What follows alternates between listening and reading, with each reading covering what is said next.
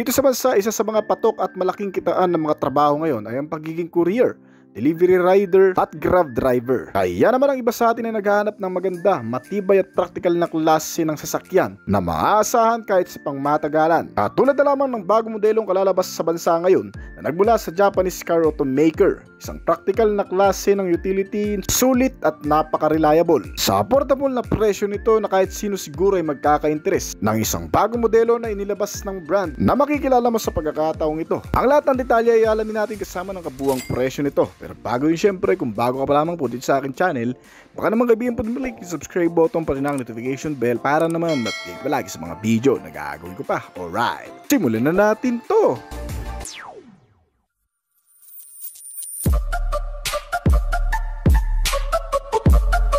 Inilabas na sa bansa ang pinakabago at inaabangang modelo ng Japanese brand na Toyota Tamaraw.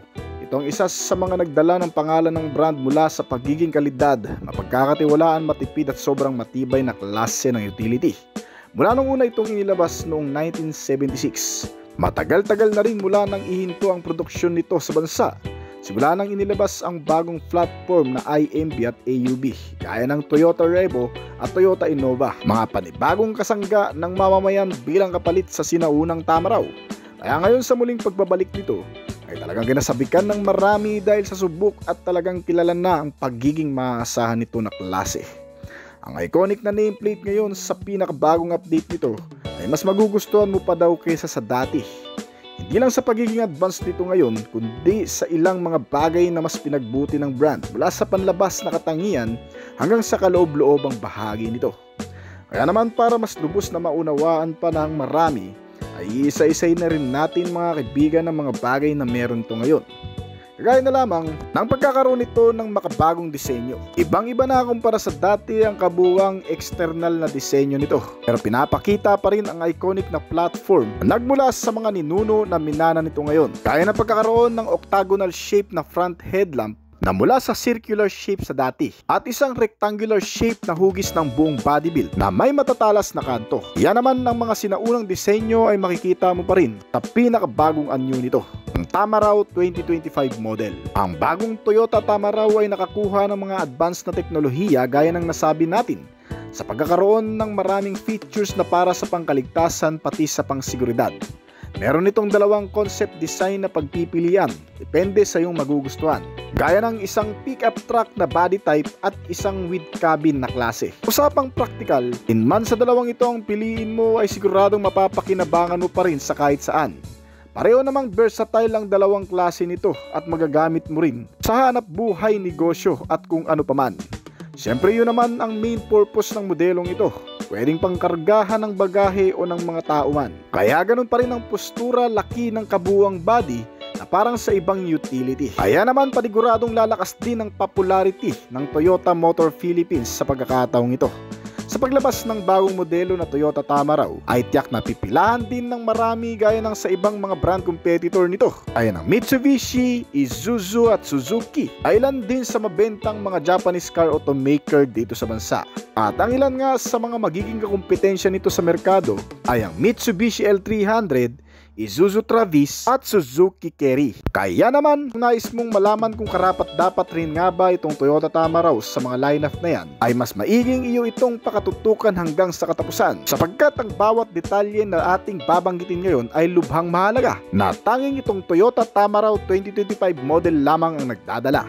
Gaya na lamang ng mga safety features na inilagay sa bagong modelong ito. Hindi kapansin-pansin at hindi halata sa modelo ang pagkakaroon ng mga advanced safety features na gaya nito, ang ABS o Anti-Lock Braking System. Itong modelo ay binahagian ang isang makabagong sistema na yan na suporta para sa paggamit ng preno sa ligtas na paraan. Gaya na lamang ng mga biglaang paghinto sa mga hindi inaasahang pagkakataon o yung mga bigla mong natapakan ng brake. Kinakailangan mo ang anti-lock braking system na kung saan tumutulong dito upang bumitaw ng paunti-unti sa brake pansamantala sa oras ng mga biglaang pagpipreno.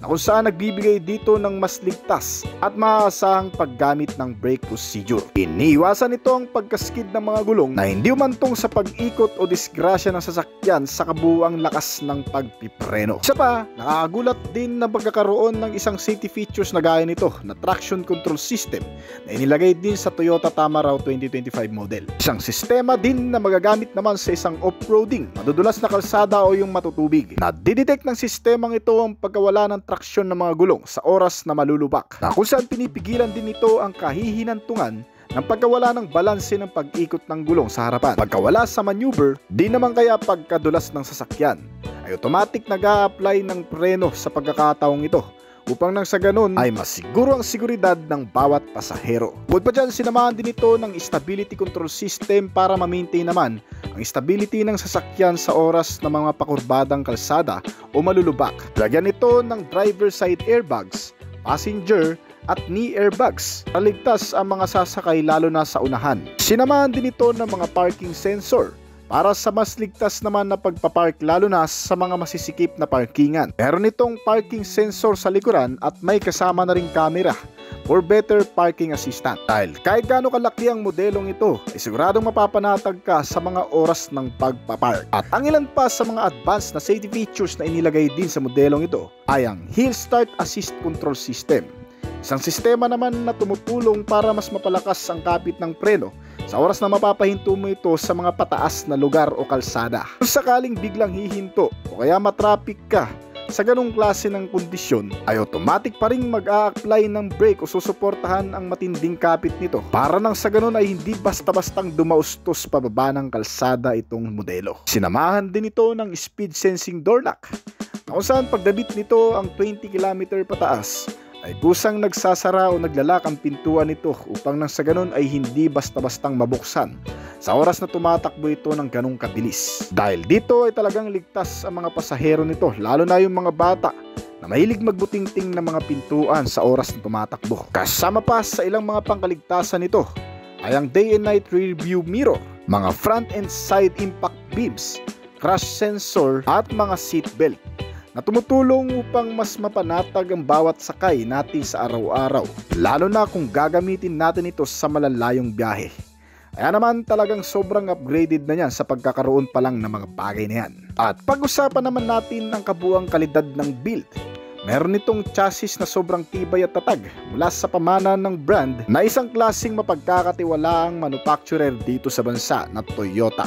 Nilagyan ito ng matitibay na klase ng chassis spring na sinamahan din ng matitibay na klase ng suspension sa front and rear na mga naka-double wishbone na may kasamang mga shock absorber at coil spring.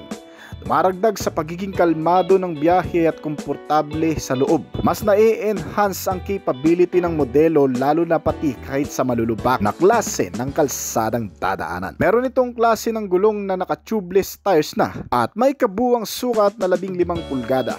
Ang mga brake nito ay nilagyan naman ng mga naka-disc type sa front habang naka-drum brake type naman para sa rear brake nito. Pagdating naman sa manubela, ito ay nilagyan din ng isang power steering na klase, naka-rack and pinion at the-adjustable na steering column.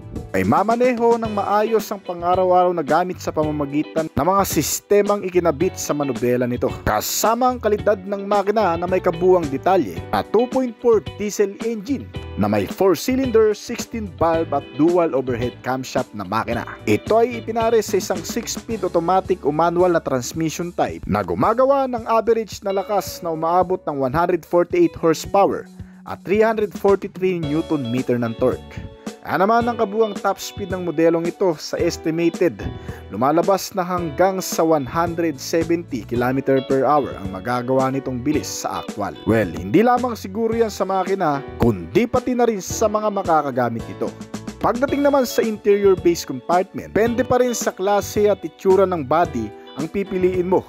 Kung ang pickup truck na klase, may kasama itong 3 upuan para sa harapan, 2 sa pasahero at 1 sa driver. Habang ang isang klase nito ay mayroong 3 sa harapan at hanggang sa 10 naman para sa likuran. Sinamahan ito ng magandang aircon system na may kasama ng auto climate control. Nilagyan ng heater, mga accessories power outlet para sa pagsasaksakan ng gadget o pagcha-chargean. May mga bottle and cup holder, power window, At nilagyan na rin daw itong modelo ng cruise control system. Mainam naman sa malalayong biyahe, lalo na sa highway, na kung saan binibigyan pagkakataon ng driver na may taas pansamantala ang kanang paa sa oras na tumatakbo ito ng hanggang 60 km/h. Dahil dito kahit hindi ka nakatapak sa accelerator pedal ay kusa pa rin itong tatakbo sa nakatalagang speed nito sa kabuuan. Kaya naman magagamit ito ng karamihan, lalo na kung umuwi ka pa ng probinsya mula sa Maynila. At isa pa, sinamahan na rin ito ng entertainment o mga libangan sa loob nito, gaya ng mga radyo, CD player at mga Bluetooth connectivity na maaari mong gawin habang ikaw ay bumabaybay sa napakalayong biyahe. Meron itong TV screen monitor para mapanood mo ang anumang palabas na gusto mong panoorin. Di touchscreen na rin ito kaya sulit na rin. Pagkatapos niyan, ang instrument cluster nitong modelo ay hinaluan ng analog type na klase at isang digital. Nagbibigay naman sa driver ng malawak na impormasyon patungkol sa pagmamaneho nito, kung saan dito lumalabas ang ilan sa mga notifikasyon, signal sign, pagpapaalala sa orasan at kung ano paman na tumutulong din para ma-maintain ang kalidad nitong sasakyan habang nagpapaandar. At ang iba pang bahagi nitong bagong Toyota Tamaraw 2025 model ay ang external features nito. Ang headlamp daw nito at ang tail lamp ay naka-LED type na klase. Kaya naman pati sa madidilim ay siguradong maliwanag na yan at napaka-reliable. Sinama na rin ito ng fog light para sa pangkaragdagang visibility at ilan pang mga bagay na makikita sa external na disenyo na dumaragdag sa lakas ng appearance nito. Meron itong mga security features din na inilagay ng brand para masiguro naman ng mga may-ari na kung iiwan lamang ito sa labas ng bahay at wala sa loob ng parkingan, ay hindi pa rin magagalaw, mapapaandar o mananakaw ng kahit na sino man. Sa pagkakaroon ng anti-theft alarm, engine immobilizer, central locking at power door lock na nagpapatibay sa seguridad nitong sasakyan habang nakastay lang sa parkingan. Meron itong estimated na laki ng fuel tank nito na 50 to 60 liters na full tank at kumukonsumo daw ng mas matipid na paraan. Hindi pa masyadong masusubukan ng marami yan, pero kung nagkataon man ay siguradong papatok yan. Para naman sa kabuuang presyo, sa bansang Thailand inilabas ito na may mababang price tag lamang na maabot ng 700 to 800,000 lamang. Dito sa bansa may average price naman ito na estimated price lang din na maglalaro sa 800,000 pesos hanggang sa 1 million. Kaya naman kung nagustuhan mo ang sasakyan na ito kumpara sa marami, pwede mong i-comment yan sa baba pagkatapos ng video na ito. Bago po tayo magtapos ay nais ko po munang magpasalamat sa mga patuloy na sumusuporta, matangkilik at nagabang palagi sa mga video na ina-upload natin dito sa ating channel. Maraming salamat po at shoutout po sa inyo guys. Kung bago pa lamang po dito sa aking channel, baka naman kaibigan po din mag-click ng subscribe button pati ng notification bell para naman ma-update palagi sa mga video na gagawin ko pa. At syempre hintayin ko rin ang opinion at comment mo sa baba kung may mga katanungan ka tungkol sa video na ito. Huwag kang mayang mag-comment kaibigan upang sa ganun ay masagutan ko rin ang mga nais mo pang malaman at makakuha rin ako ng idea mula sa iyo na magagamit ko sa aking mga susunod pang video na gagawin. This is Oblis Collection. Thank you! Sa totoo lang, posible talagang dumating itong bagong Toyota Tamaraw dito sa bansa ngayong taon. Dahil kung matatandaan nung inilabas ito sa concept design pa lamang, noong nakarang taon ay sinabi na ng Toyota Philippines na dito mismo ito sa bansa gagawin o bubuuhin. Kaya naman kamakailan lang din ay nagpost na sa kanilang social media account ang Toyota Motor Philippines sa bagong modelong ilalabas nito ngayong taon na parang sa picture pa lang makikita mo na nakamukhang kamukha nga ito ng Toyota Tamaraw. Marahil ito na nga siguro ang darating na bagong modelo ngayon ng brand na siguradong inaasahan na rin ng marami dito sa bansa. Sa mga hindi nakakaalam, ang Tamaraw ay unang inilabas noong 1976. Ang iconic na nameplate na ito ay karaniwang pangunahing transportasyon ng mga Pilipino sa bansa noon. Ginagamit din bilang isang family car, pampasahero at partner sa negosyo ng ilan nating mga kababayan. Ang versatile na AUV na ito o tinaguriang Asian Utility Vehicle ay nagkaroon din ng matinding epekto sa maraming tao bago pa ito tuluyang mawala noong 2005 at nang palitan ito ng bagong IMB platform ng Toyota Innova ay hindi na nga muli pang nagkaroon na kasunod pa nito. Kaya naman sa umuugong na balita ngayon sa paglabas nitong bagong modelo ay tiyak na marami ang nakaabang sa official launch nito dito sa bansa. Dahil para sa marami, hindi mapapalitan ng isang legendary at masasabi na rin isang sulit, practical at affordable at tumatagal na vehicle na gaya nitong Toyota Tamaraw. Isang maasang modelo para sa lahat ng bagay. Well, ano nga ba ang meron sa bagong modelong ito? Ang bagong Tamaraw ay may ilalabas na 3 klaseng variant na pagpipilian. Para may opsyon at pagpipilian, depende sa kung ano ang magugustuhan ng bawat mamimili. Ang unang klase na top variant nito ay tinatawag na Hilux Tamaraw na automatic transmission. Ito ay may disenyo na parang sa pickup truck at depende rin kasi meron din itong ilalabas siguro na jeepney concept. Nakadepende sa request ng bibili. May 2-seater lang ang pickup truck concept nito at may malawak na rear cabin space for cargo o panghakutan. Pinapagana ito ng makina na 2.4 liter turbo diesel na may 6-speed automatic transmission type. Panigurado mga kaibigan na hindi ka bibitinin nito, lalo pat nilagyan ito ng turbo sa engine na mas nagpapalakas palalo ng performance sa makina nito na 2GD at 2.4 liter pa na displacement.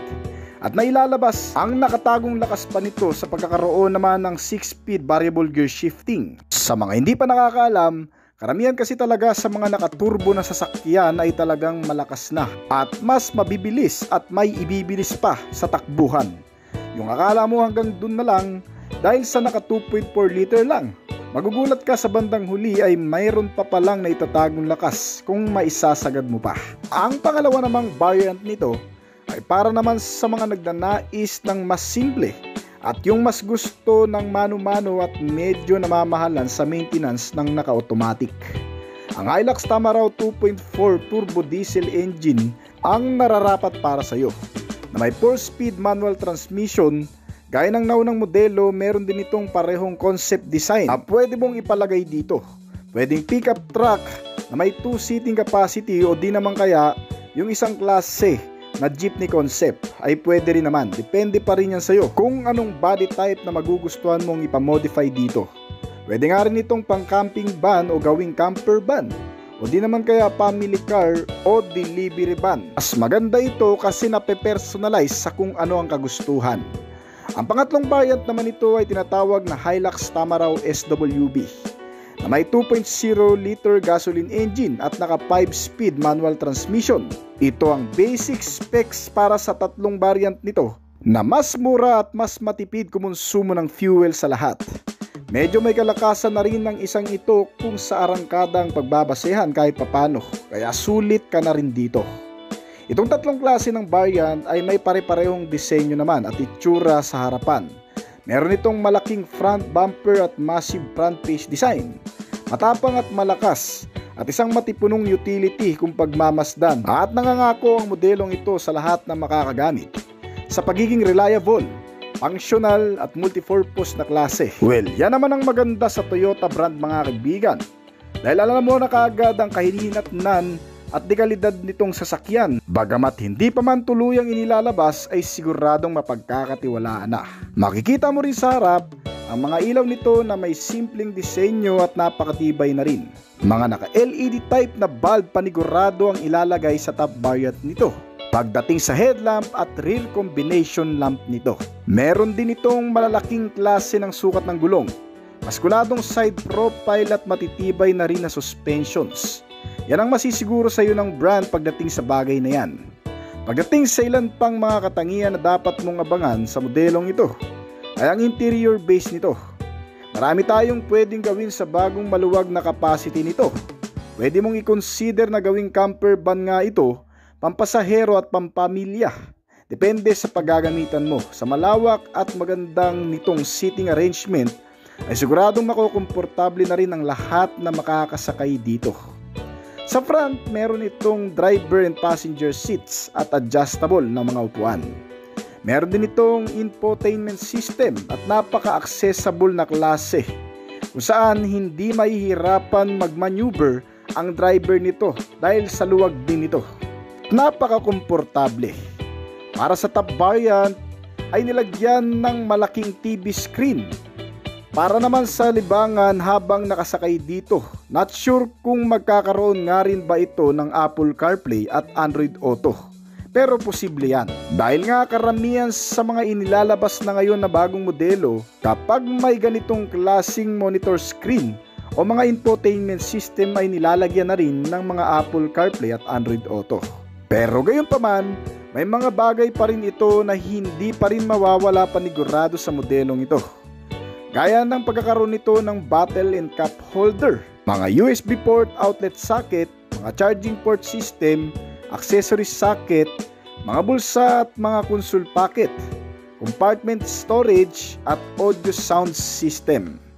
Yung sa likod na parte, depende na lang siguro sa iyo yan kung palalagyan mo ng entertainment system para mas maging convenient palalo sa mga pasahero nito. Meron din itong bagong Toyota Tamaraw na mga standard safety features, gaya ng pagkakaroon nito ng mga seat belt sa kada upuan, airbags sa driver and passenger, kasamang mga handrails at mga hawakan. Meron din itong isang matibay at makapit na braking system sa front na naka-ventilated disc type at rear drum brake type naman para sa rear brake. At syempre, panigurado din na ilalagay sa safety features nito ang anti-lock braking system. Kasama rin dyan syempre ang electronic brake force distribution at brake assist para sa matibay at suporta na rin sa paggamit ng brake at upang mas maayos ang pagpepreno, lalo na sa mga emergency braking. So alin man sa mga nabanggit natin ngayon ay paniguradong ilalagay yan sa bagong modelong ito na Toyota Tamaraw 2024 model. Ang mga advanced safety features at security features nito ay babanggitin na lang natin kung sakali mang inilabas na nga ito sa Philippine market, mga kaibigan. Gagawan ulit natin ng panibagong review. At ang tanong dyan ng marami, kailan nga ba talaga kaya tuluyang ilalabas ito sa Philippine market o sa mga kasa ng brand? Kung papansinin mga kaibigan sa mga post nitong Toyota Motor Philippines ay unti-unti nang nagpaparamdam sa bagong paglabas nito. May mga oras na isinasama ito sa mga car show at ngayon nga ang huling post nila tungkol sa bagong modelong ilalunch nito dito sa bansa ay paniguradong ang Toyota Tamaraw na. Hindi natin alam baka ngayong buwan o sa susunod na buwan. At sa mga hindi nakakaalam mga kaibigan, itong Toyota Hilux Tamaraw 2025 model ay inilabas na sa bansang Thailand ngayon. Kaya hindi na rin malabo ang susunod na napaglabas nito ay sa bansang Pilipinas na. At para naman sa kabuuang presyo nito, may estimate ito na mula sa 1,100,000 pesos dito sa bansa.